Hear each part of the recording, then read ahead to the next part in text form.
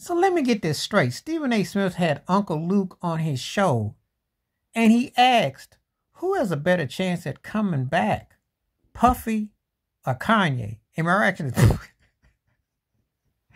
is this really serious? Now, Kanye didn't upset a lot of Jews and a lot of folks with what he said, but he still had a #1 song, and he still can put out records.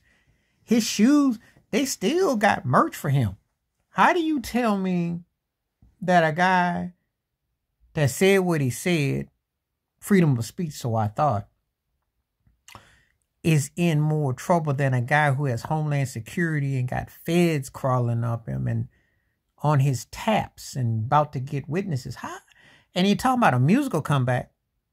But let me let some people in on some things. This ain't the first rodeo where artists have been locked up and have hits.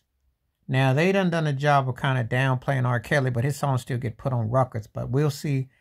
But X-rated records back in the 90s, X-rated was pretty big in the streets and sold. Tupac Shakur, do you have a memory loss? Me Against the World was #1 when he was locked up. Dear Mama. So don't act like you can't be. And they've had, I want to say back in the 70s, the Escorts, R&B band, Jersey. They were kind of big. They had some hits too. It's not the first and only time. And other artists have had situations, because people are selective with what they want to be selective with. But if I was to play Go Along, Get Along, who do I think? Well, it would be Kanye would come back. Because for a few reasons.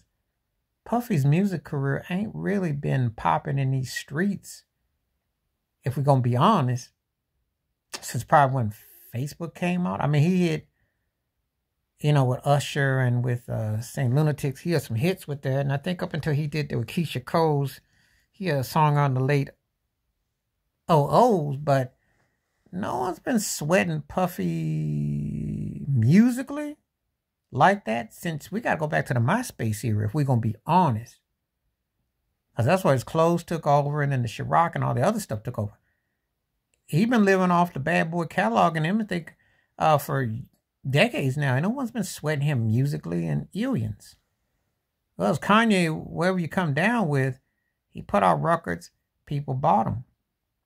It's comical when they say this because I'm like, well, both cats upset at white folks, but one upset him with maybe he said something to tick him off, i.e. Puffy.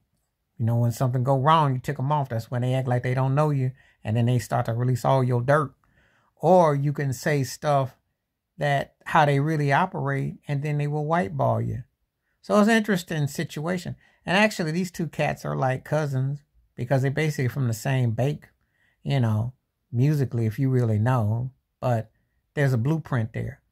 But if we're using common sense, of course you think Kanye would be able to come back before Puffy would, because Puffy ain't really hit in aliens. And it's been a long time since people really, you got to go way back before you really, his peak in his, musically speaking. But this is a trip that Stephen A. actually asked Luke out of Puffy and Kanye who could come back. The answer is simply Kanye. Because even if I just take away all the shenanigans and all the stuff that Puffy's alleged and all the stuff going on, right? Kanye got a better, more contemporary track record as a producer and what he's done with. No one has talked about Puffy's musicality since I said the MySpace era. He been trying to do little songs and have little moments. Who's the last time you heard people in the streets hollering about a Puffy song? Think about it. But you can correct me if I'm wrong. If you think Puffy had a better chance for coming back with something musically, state your facts below, please, because I'm not buying it.